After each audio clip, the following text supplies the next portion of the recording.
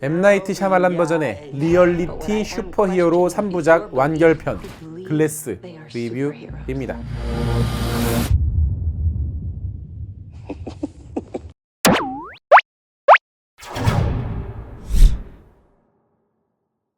언브레이커블에서 능력을 깨우치고 악당들을 잡으러 다니는 데이빗 던은 24개의 인격을 가진 케빈과 맞서 싸우다 정신병원에 수감되고 맙니다. 근데 그곳에는 과거 기차 테러 사고를 일으킨 엘리야가 있었는데요. 슈퍼히어로인 줄 알았던 그들의 능력이 알고 보니 과대망상이라는 얘기에 그들은 혼란을 느끼기 시작합니다. 과연 그들의 능력은 거짓일까요? 아니면 엘리야, 아니 미스터 글래스의 주장처럼 실제 존재하는 능력일까요? 슈퍼히어로와 슈퍼빌런에 관한 진지한 철학적 고찰, 미스테리, 스릴러 드라마 영화입니다. All of us together. What have you done, Elijah? 안녕하세요. 같이 영화 보는 남자 엉준입니다. 오늘 여러분들께 리뷰해드릴 영화는 글래스입니다. 이 영화는 여러분들이 아시겠지만 언브레이커블, 그리고 23 아이덴티티, 그리고 거기에 이어지는 3부작 영화인데요. 당연한 얘기지만 앞서 두 편의 영화를 보고 이 영화를 보시면 훨씬 더 잘 이해를 하실 거고요. 그 영화를 보지 않으셨다면 이 영화가 조금 낯설거나 불친절하게 느껴지는 부분들이 굉장히 많으실 겁니다. 이 영화는 초창기에 사인이나 빌리지 이런 영화를 만들었을 때의 샤말란 감독 영화 색깔과 굉장히 많이 비슷합니다. 뭔가 의미심장한 대사들이 굉장히 많이 오고 가고 대단한 의미가 있을 것 같은데 알고 보니 별게 아니기도 하고, 별게 아닐 줄 알았는데 이게 또 마지막 반전에 반전이 있기도 하고, 왜 이런 동작을 하는지 모르겠지만, 다만 과거의 샤말란과 글래스의 샤말란 감독이 서로 다른 점이 있다면 과거의 영화들은 레이어가 굉장히 얇았어요. 그러니까 뭔 소리냐면 영화의 메시지나 주제 이런 게 한두 개 정도고 그거 하나를 위해서 혹은 어떤 하나의 반전을 위해서 이야기를 만들었는데 이번에는 그게 여러 층이라는 거예요. 주제의식도 여러 개, 캐릭터도 여러 명, 반전도 여러 번, 제임스 맥어보이 캐릭터도 여러 개. 근데 그렇기 때문에 이야기의 연결이 뭔가 매끄럽지는 않습니다. 그냥 이 주제를 보여주기 위한 장면, 저 주제를 보여주기 위한 장면들의 연속이라서 기존의 영화들처럼 자연스럽게 무대와 시간이 연결되는 느낌은 아니에요. 그러니까 어느 정도 개연성이나 약간의 자기적인 부분들도 분명히 존재를 하죠. 그리고 솔직히 중반부 이후에 미스터 글래스가 각성하고 난 이후부터 벌어지는 후반부와 전반부는 완전히 다른 이야기의 영화라서 후반부는 개인적으로 마음에 들었지만 영화를 끝까지 다 보고 나오면 전반부에서는 사실 몇 개의 설정 빼고는 그렇게 흥미로운 영화는 아니었습니다. 그래서 저는 이 영화를 만약에 다시 본다면 앞부분은 대부분 건너뛰고 볼 것 같은 거예요. 왜냐면 전체적인 그림을 놓고 봤을 때 그렇게 흥미로운 지점까지는 아니었거든요. 때문에 영화가 지루하다고 느낀다면 사실 이 영화의 앞부분이 그래요. 왜냐면 불필요한 대사들이 많아요. 알고 보면, 그러니까 보고 있을 때는 되게 중요한 대사인데 나중에 알고 보면 그렇게 불필요한 대사들이라는 거지. 근데 그게 또 샤말란 감독의 특징입니다. 맥거핀식의 대사들을 많이 쓰는데요. 그게 과해서 실패했던 영화는 레이디 인 더 워터나 해프닝이었죠. 반면에 그게 적절해서 괜찮았던 영화는 사인이나 빌리지입니다. 또 그런 것들은 아주 절약을 잘하고 밀도 있게 밀고 나가서 성공했던 만족스러웠던 영화가 바로 식스센스와 언브레이커블이죠. 근데 이 영화 글래스는 그런 샤말란의 장점과 단점이 다 들어있어요. 그래서 저는 어땠느냐? 저는 전체적으로는 생각보다 별로였습니다. 워낙 예전부터 샤말란 감독의 팬이기도 했고 그 사람의 특징을 잘 알고 있기 때문에 만약 이 영화가 샤말란 전성기 때에 나왔더라면 아마 굉장히 재밌게 본 제 인생 영화 중에 한 편이 되었을 것 같은데, 그런 장단점의 역사를 다 지나고 와서 그 장단점들을 다 한 그릇에 담아놓고 보니까 아직도 샤말란 감독은 아직도 모르겠어요. 그게 제 결론입니다. 흥미로운 부분들도 있지만 그렇게까지 대단한 느낌은 아니었다. 그럼 뭐가 흥미로웠을까?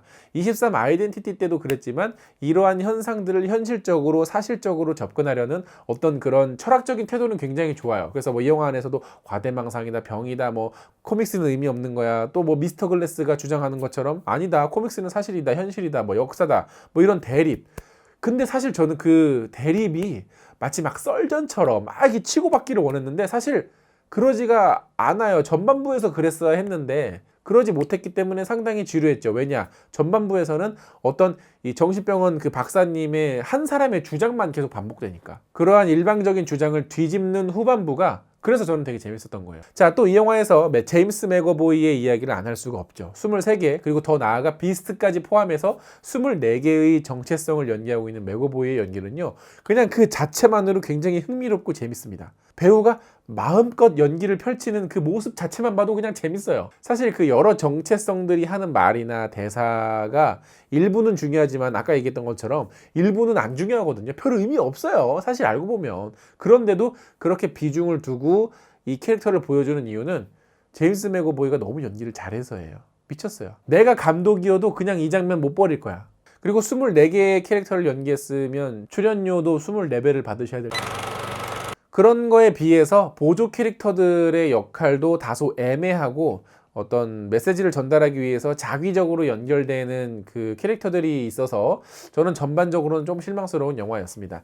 영화가 전달하고자 하는 주제의식은 참 좋았지만 영화 자체, 영화적인 만듦새는 조금 부족한 영화였다. 다만 과거에 제가 좋아했던 샤말란의 스타일이 잘 녹아 있어서 좋기도 했고 여전히 과거의 단점들도 공존을 하고 있어서 사실 다음 작품이 좀 걱정되기는 해요.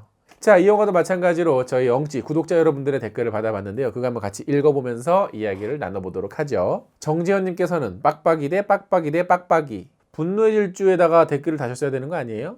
보리보리님께서는 매니아적이 강한 영화죠. 완전 팬이 되거나 지루해서 하품 나오는 영화. 맞습니다. 그래서 두 가지 의미를 다 이 영화 안에서 느꼈어요. 전반부는 지루했고 후반부는 흥미로웠고. 정호정님께서는 제임스 맥어보이 연기력 미쳤네 덜덜. 그러니까 제임스 맥어보이가 나오면 이 영화의 뭐 스토리고 뭐고 개연성이고 이걸 다 떠나서 그냥 흥미롭고 재밌어요. 요지케이님께서는 영화가 호불호가 갈린다는 얘기가 나올 땐 역시 직접 보는 게 제일입니다.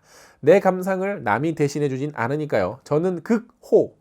재밌게 보셨다니 다행이네요. 맞습니다. 이분 말씀처럼 뭐 남들이 어떻다 남들이 저떻다 봐야 되나 말아야 되나 봐야 되나 말아야 되나 할 때는 그냥 보세요. The is Silent 님께서는 글래스가 유일하게 이용한 클리셰는 비스트는 미녀에게 약하다는 거. 이 얘기를 들으니까 맞네요. 그렇죠? 왜 나는 아냐 테일러 조이가 그렇게 비스트를 그렇게 애끼나 싶었는데 박장대소중 님께서는 어떻게 반전을 만들지? 어떻게 결말해야 하지? 반전 강박증에 걸린 샤말란 와장창.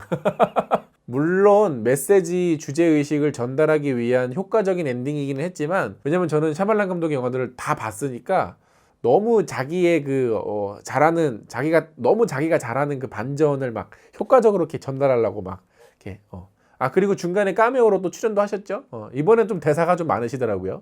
도리보라님께서는 저는 앞에 두 영화를 안 보고 글래스만 봤는데 너무 재밌더라고요. 그래서 역주행 다 했습니다. 20년 전부터 그린 빅픽처 샤말란 아저씨 대단하신 분. 사실 20년 전부터 그렸다기보다는 언브레이커블이 흥행이 잘 됐으면 아마 후루룩 나왔을 영화들인데 그러지 못했기 때문에 이제서야 나온 거고요. 그리고 과거의 장면과 이제 이번 글래스에서 찍은 장면이 이렇게 연결되는 연출들은 저는 좋았습니다. 조성호님께서 사전에 호불호를 알고 갔는데 개인적으로 손가락에 꼽을 정도로 재미있게 본 영화입니다. 마지막은 진짜 식스센스급은 아닐지라도 나름 반전이 생각 못한 곳에서 튀어나와 여주인공의 심정이 이해 가더군요. 그러니까 생각해보면 이런 샤말란 감독의 반전 강박증이 만들어낸 영화들이 굉장히 많았죠. 반전을 위한 영화들이 되게 많았었는데 한동안 또 그게 없었어요. 그러다가 다시 샤말란 감독 색깔의 반전 영화가 나오니까 사실 그 점이 지금 관객들에게는 또 새롭게 신선하게 다가올 수 있겠구나라는 생각이 들었습니다. 사실 그런 반응들이 많은 분들에게서 나오고 있는 것 같아요. 그게 바로 샤말란 감독의 장점이죠. 세민강님께서는 로튼토마토에서 그렇게 낮은 점수 받을 정도의 영화는 아닌 것 같았는데 그러니까 그분들은 신선하냐 아니냐를 평가를 주로 하잖아요. 그러니까 제가 리뷰에서 말씀드린 것처럼 이 영화는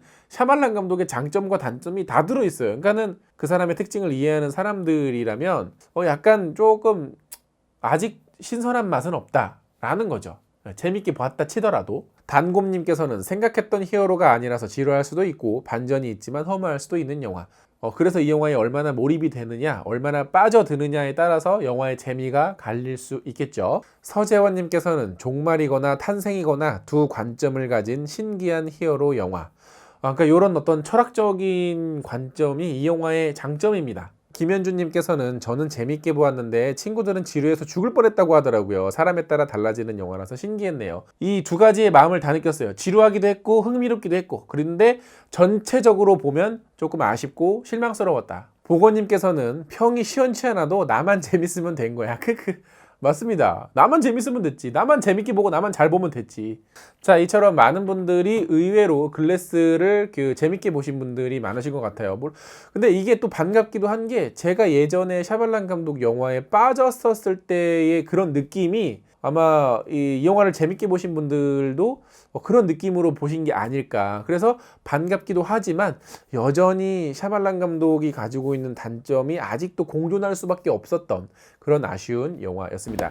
자, 이렇게 제 영화 리뷰에서는 구독자 여러분들의 댓글도 받고 있으니까요. 구독 후에 커뮤니티 또 확인해 주시는 거 잊지 마시고요. 영상 재밌게 보셨다면 좋아요 누르는 거 잊지 마시고, 구독 버튼 아직 안 누르셨으면 구독 버튼도 꼭꼭 눌러주세요. 그럼 저 다음에 더 재밌는 영화 리뷰로 찾아뵙겠습니다. 나만 재밌으면 됐지. 다음에 만나요. 안녕.